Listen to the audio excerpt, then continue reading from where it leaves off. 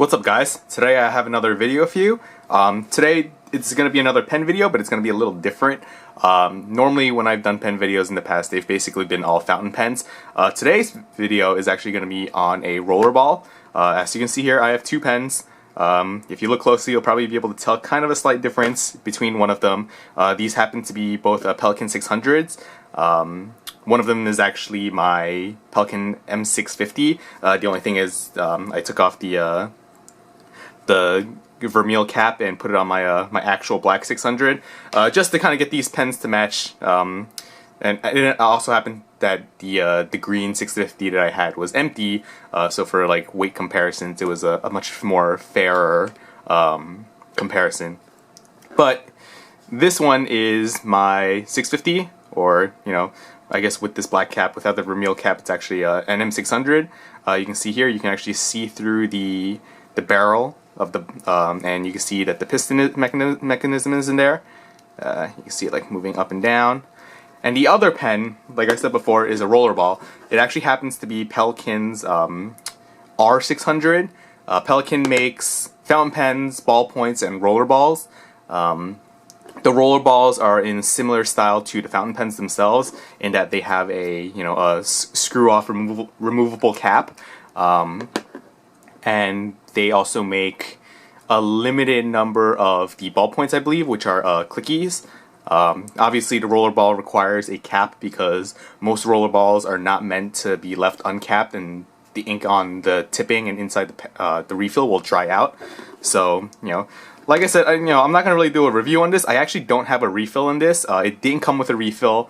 I got this for a pretty good price off of Fountain Pen Network Classifieds, and I was actually kind of looking for a relatively nice pen to give to one of my friends as like a birthday present. His birthday was a few months ago, actually, but I didn't really manage to find anything in time.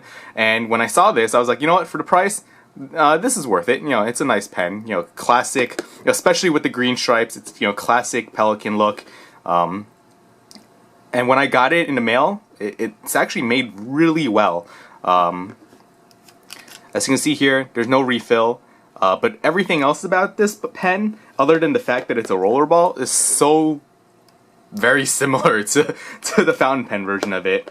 The caps themselves you can actually swap. So caps are swappable. They're made exactly the same. There's no markings on the cap bands to differentiate them at all. All it says is Pelikan, Suveron, and Germany. The Pelikan caps don't have any indication of what series it belongs to.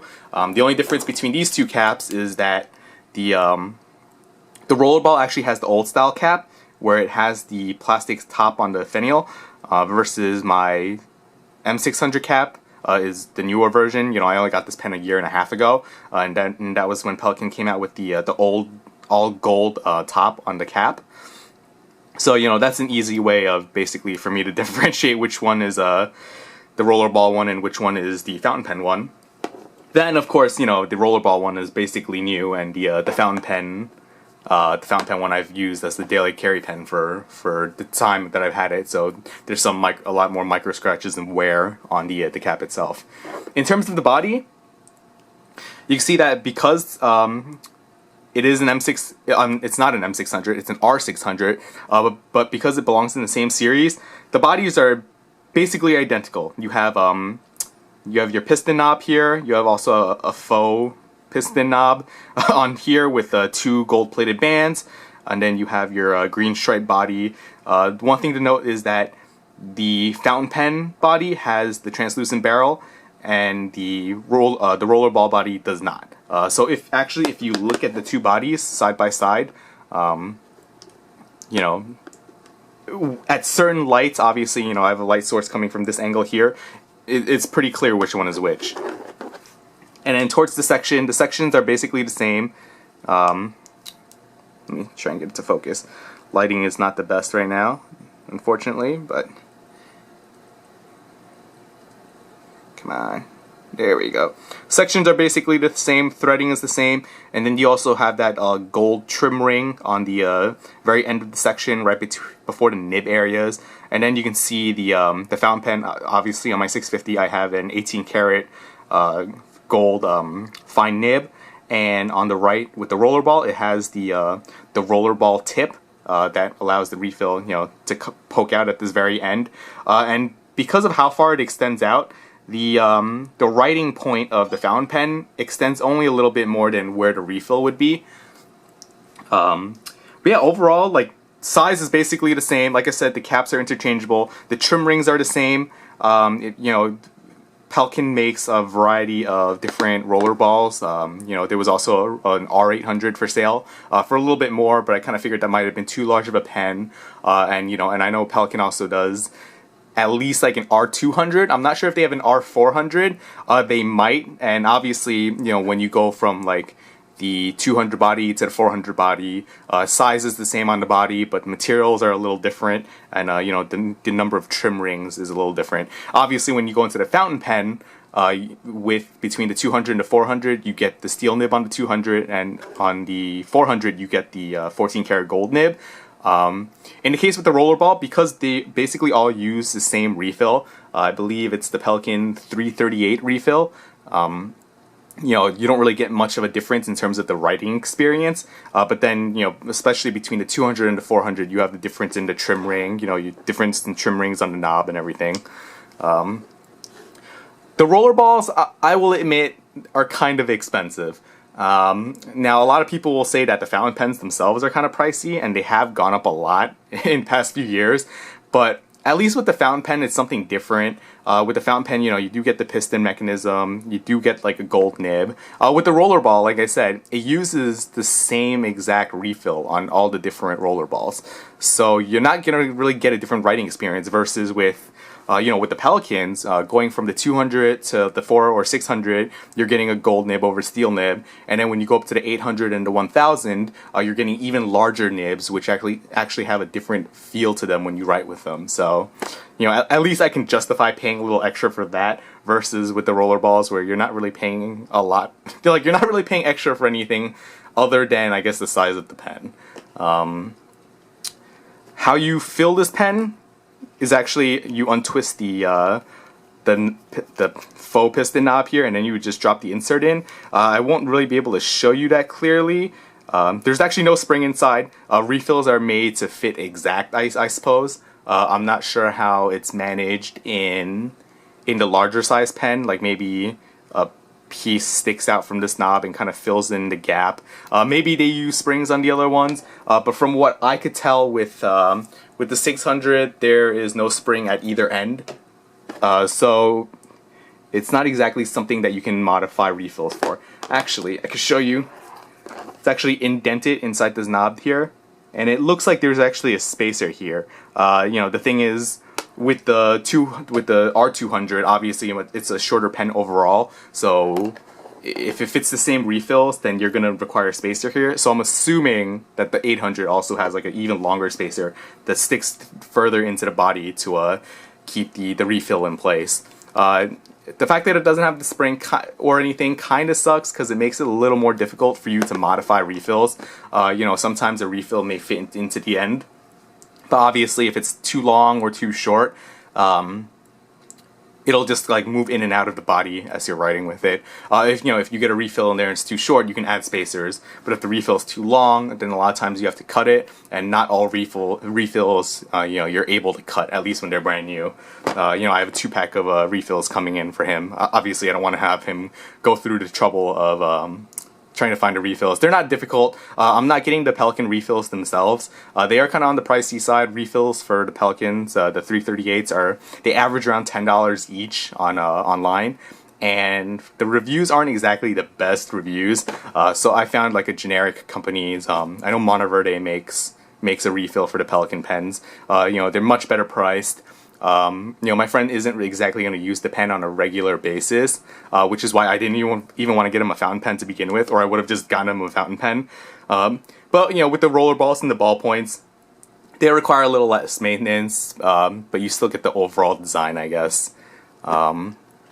There is actually a brass sleeve inside the body. I think it's placed somewhere between this section and here. It's just a very small, it's a very short brass sleeve, and gives the pen a little more weight.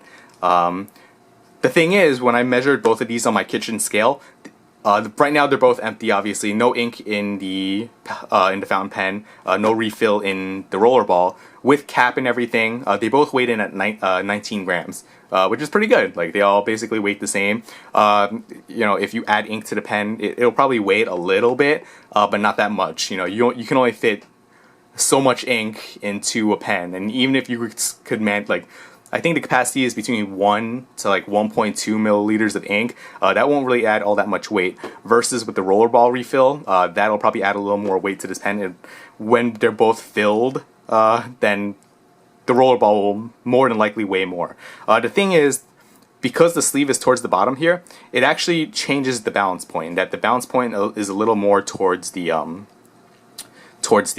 tip end, obviously, over here, which I guess is nice.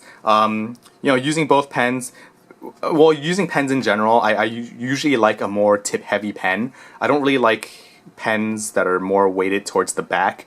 That's actually the main reason why I didn't get an M800. When I was deciding, the day that I bought my M600, I was actually deciding between the 800 and the 600.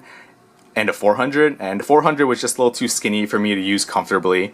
And the 800, because it has that brass piston assembly in the back, kind of made it a little back heavy. And you know, the way I hold pens now like this, not a big deal. Back then I held my pens more at an angle like this, and the extra back weight actually kind of made it a little uncomfortable to write with. So I generally prefer pens that are towards the tip heavy side. But of course, if I can get a pen, you know, like with the 600, it's very neutral in hand in terms of its balance, so it just feels really good. But, you know, this works out quite well. I'm not sure exactly how the 800 is weighted, or the R800 is weighted. It is a bigger pen. I'm going to assume that it's basically the same size as the M800. So, and I would also probably think that they would probably keep the sleeve towards the tip end, so I don't think it'll be back heavy like the M800 is.